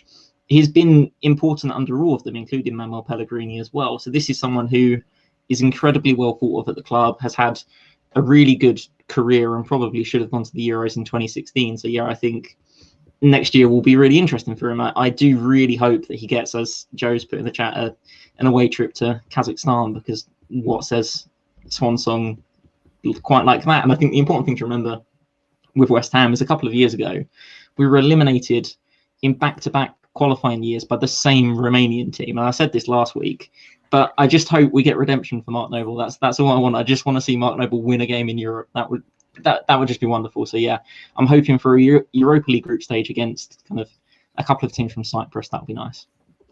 I will say that, he will be on all set pieces next season. I have no doubt that they will put him on penalties. They will put him on free kicks. They will give him any opportunity to score, Mark Noble. So, well, I mean, and it works that he's a very good penalty taker as well. So that's also fortuitous. But I imagine they will do that to give him a lift in this final season. Will, on the other side of the coin, Luke sort of laid out that the draw, I guess, in the first leg wasn't ideal, because now, as Luke said, you have a game on Thursday to pay attention to with regards to squad selection.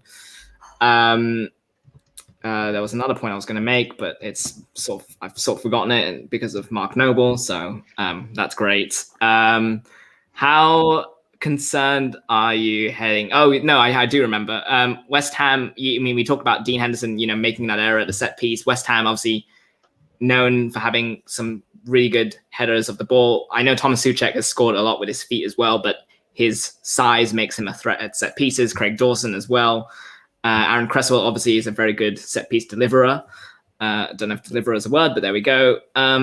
How concerned are you heading into this game of this West Ham team? Because as Luke says, there are only 6 points between you guys in the table. No, I've been very impressed with West Ham this season. I think they've sort of not come out of nowhere, but they've sort of just kept building and building, and they've sort of been one of the most consistent teams in the league. So I don't think we should be taking this game for granted. I think even if we had won 1-0 on Thursday, I think we still would have had the same issues as having to think forward to next Thursday, because obviously a 1-0 victory is not certain by any means. So I think we will probably still play our full strength side, because we seem to rest a few players on Thursday in anticipation of this game, and it will just come down to whether we show up on the day, because a lot of the times we've had some really good performances. Like against City last week, that was one of our best performances in a very long time. But then we go on Thursday and we just seem to be sloppy, not be able to pass the ball around, and just let AC Milan dominate us, essentially. It will just depend on whether we show up or not. But I think we probably will. And I'm actually very happy that Jesse Lingard can't play against us, because he seems to have a second wind now he's gone to West Ham on loan. Yeah, it does. I mean, yes, his absence will be, how much his absence will impact West Ham will be very interesting to watch. Me personally, I'm very keen to see the aging gracefully Craig Dawson up against the fleet-footed Anthony Martial. Martial, as Will might know well, he's been up and down, and so it'll be very interesting to see how he gets on with Craig Dawson. I don't know. I'll leave it to you if you want to shed some insight on that, as well as the Bruno Fernandes Declan Rice battle. I think that'll be very interesting again to watch. Actually, Rice and Souček, I guess, have been such a formidable pivot that Fernandes will have his work cut out for him, because he's got two of them to deal with. But yeah, Will, do you want to say something?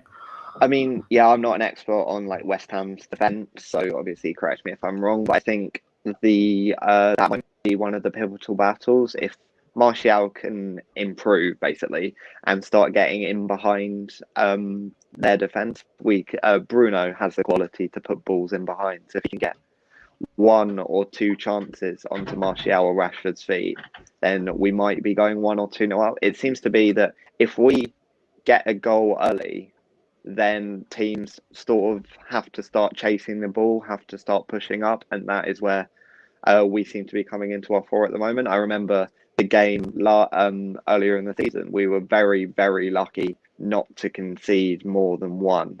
And that was during our time period where we were playing every game away from home. going behind and then scoring 2 or 3 goals to bring it back.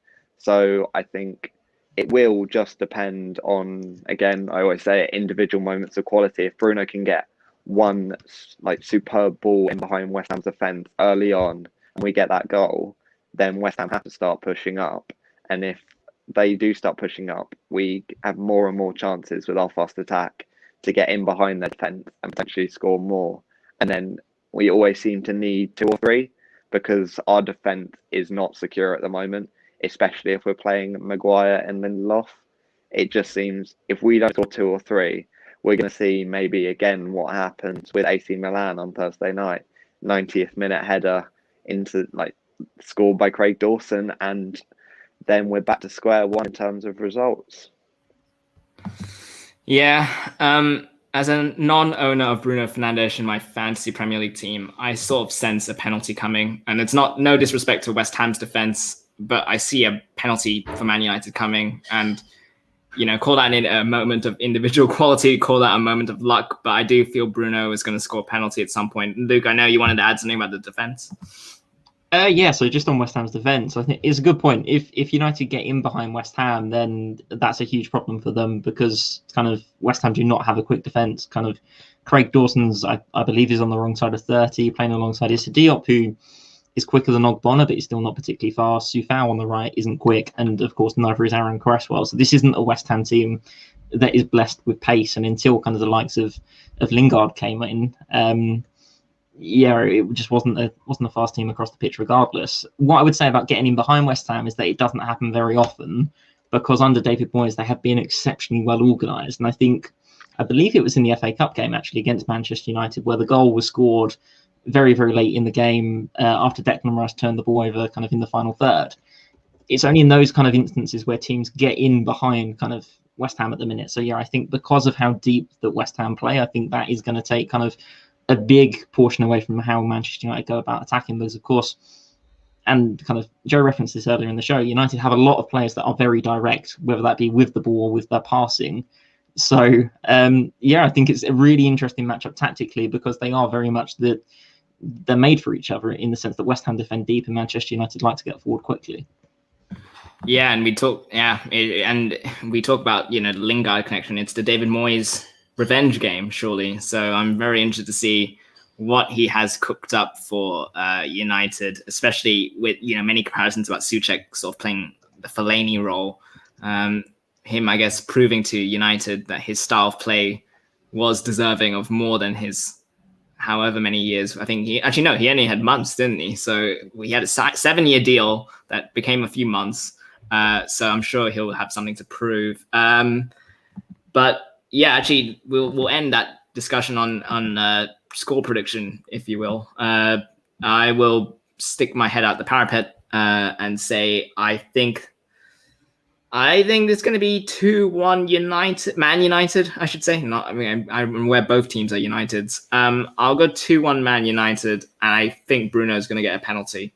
I think that'll be the first goal rather than the winning goal, so it won't be as controversial as the other scenario, but that's my random prediction. Will, have you got a prediction for this game? Despite our defence, I'm going to go 2-0, and I think Ahmad will make the final contribution, the 80-something minute, to really cement his place as a rising star. Okay. Luke?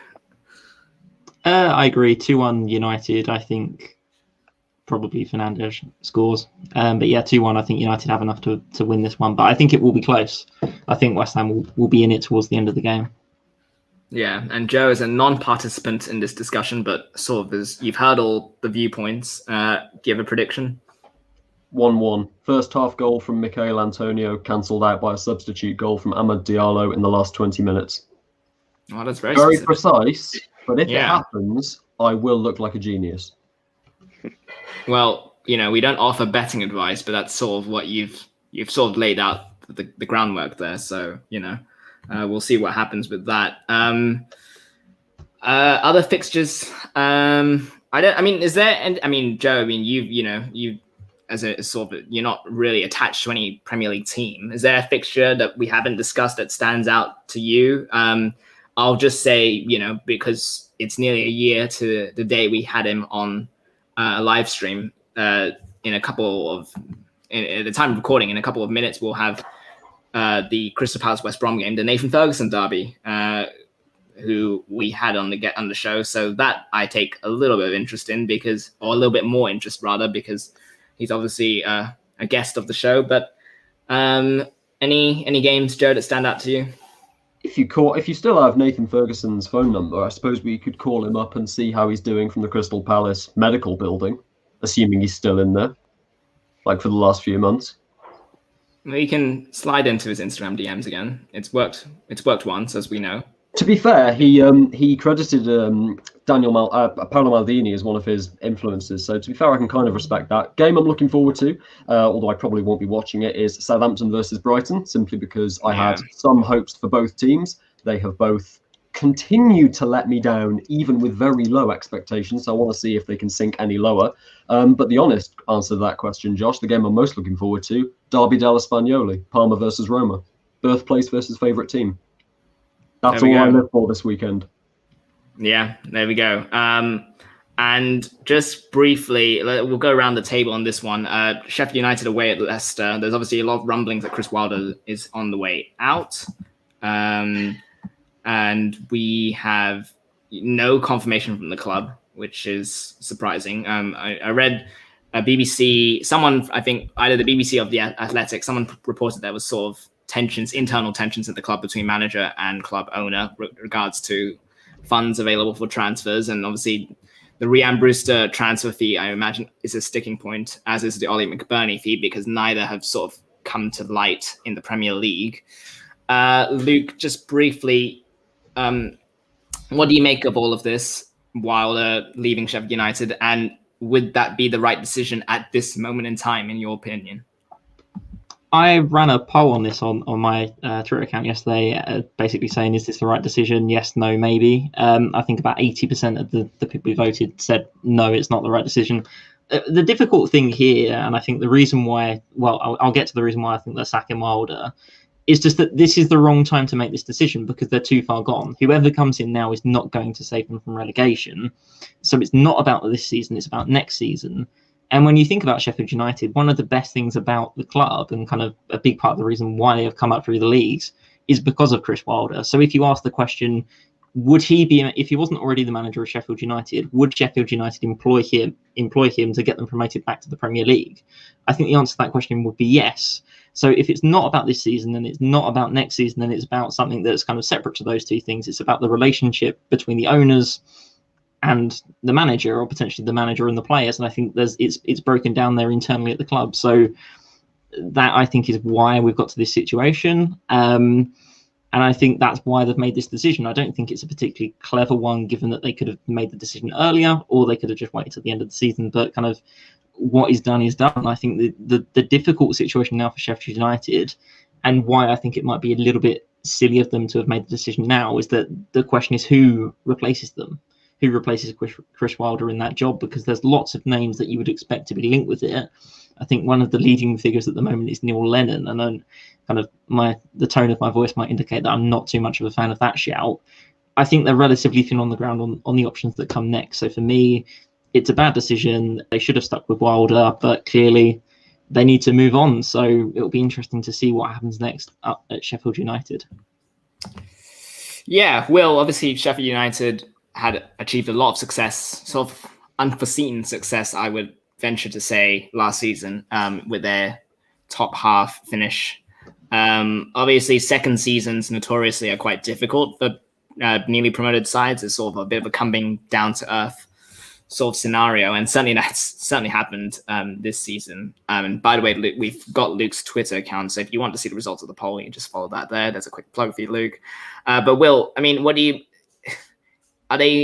have they given Chris Wilder enough time to turn it around, in your opinion, or is now the time to make any changes? I mean, I think statistically they really overperformed last season, but this year they're underperforming and they're getting quite unlucky when they do so. I don't think that this is the right time, as Luke said. And I think that it just seems to be odd. It seems to be odd that we've had this announcement that he is leaving. We've had this announcement that the news say he's leaving the club, but the club haven't announced it themselves. So I can almost see them. I can see them beating Leicester tomorrow, because it does seem that Leicester have so many injuries. It's ridiculous how many injuries they have. And Sheffield United have been unlucky, and at some point that unlucky streak will come to an end. And I just think that if Sheffield United beat Leicester tomorrow, it might make the decision look even more weird than it is. I think it's definitely the wrong time. He's not been given enough time to turn it around, and he's been such a club faithful that he deserves to be given maybe one chance to get them back into the Premier League, or even if they go on a really good run of form, keep them up. Yeah, it's a tricky one, Joe. Obviously, and a guy who took them from League One to the Premier League. A clearly innovative English manager. I mean, he was sort of and maybe there are managers in football history that have pioneered the use of centre backs as wing backs. But certainly it was a very novel concept last season. So clearly a guy who's, got the expertise, and it looks like he'll be without a job imminently, if not now, imminently, I guess. And it's such a specific system, specific to not just Sheffield United, but the personnel that he assembled there, that I can't imagine it'll easily translate to other clubs as well. I have to confess, you may well remember this, Josh, I was one of Sheffield United's biggest skeptics last year. I didn't think they were anywhere near as good as they were. And in terms of the team quality, that certainly makes sense. The injury to Jack O'Connell earlier this year destroyed this team. You only need to look at, again, heat maps alone indicate just how important it was that O'Connell was running up the side, and actually quite defective midfielders in a lot of ways were able to cover the defence so much more effectively than they otherwise would have done, especially with strikers like David McGoldrick, who starred last season, dare I say, despite the fact he barely ever got on the score sheet. He was often their player of the game. They were a weird team. I didn't think they were anywhere near as good as their position in the league suggested they were. And to be honest, with how far Chris Wilder took such an average team that weren't even that impressive on paper in the Championship, for me, he should have been untouchable. And I confess that I did vote it was the wrong decision on Luke's poll before I realised, or before I remembered, I should say, that they'd spent 22 million on Rhian Brewster, which in this financial climate especially is just an unforgivable investment to make. There was nowhere near enough of a suggestion from Brewster's form in the Championship last season that he was worth 22 million. I mean, the English markup on players post-Brexit does not even begin to explain 22 million for him. In light of how the Ollie McBurney transfer ended up as well, again, makes even less sense. If that transfer hadn't happened and Sheffield United were on the same trajectory as they are now, I don't think there's any excuse to sack Chris Wilder.